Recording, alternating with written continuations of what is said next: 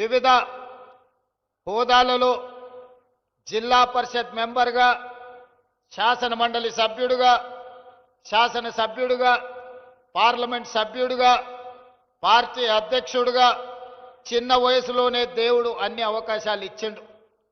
ఏ అవకాశం వచ్చినా దేవుడిచ్చిన గొప్ప అవకాశం ఈ తెలంగాణ ప్రజల కోసం పని చెయ్యాలి, వాళ్ళ చేత గౌరవం మర్యాద పొందాలి అన్న ఆలోచనతోటి నిరంతరం నేను శ్రమ చేస్తూనే ఉన్నా. కొన్నిసార్లు మనం కష్టపడ్డ ఫలితం రాదు, కొన్నిసార్లు మన శ్రమ కొంతైనా దేవుడి సంకల్పం ఉంటే అద్భుతమైన విజయాలు సాధిస్తాం.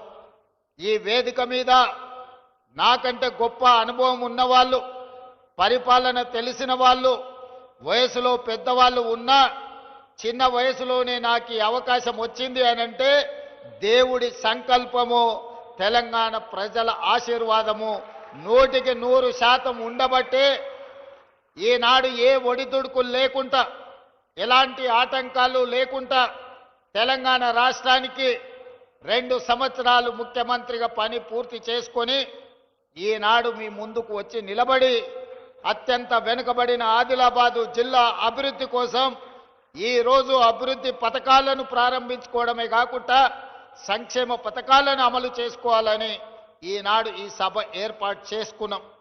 అందుకే రాజకీయాలకు అతీతంగా మిత్రుడు పాయల శంకర్, గోడెం నగేష్ గారు భారతీయ జనతా పార్టీ అయి ఉండొచ్చు. వాళ్ళను తెలంగాణ ప్రజలు మమ్మల్ని అందరినీ ఏ విధంగా ఎన్నుకున్నారో వాళ్ళను కూడా ప్రజలు ఓటేసి గెలిపించిండ్రు. వాళ్ళందరిని కలుపుకొని అభివృద్ధి పదం వైపు నడపాలన్న ఆలోచనతోటి ఈనాడు వేదిక మీద వాళ్ళందరితో కూడా మాట్లాడించి వాళ్ళు ఈ ప్రాంత సమస్యల్ని ఏవైతే నా దృష్టికి తెస్తారో వాటిని పరిష్కరించాలన్న ఆలోచనతోటి ఈనాడు మన ప్రభుత్వం పనిచేస్తుంది. నేను ఒక్కటే మాట అడగదలుచుకున్నా, 4 కోట్ల తెలంగాణ ప్రజల్ని ఆలోచన చేయమని నేను విజ్ఞప్తి చేస్తున్నా.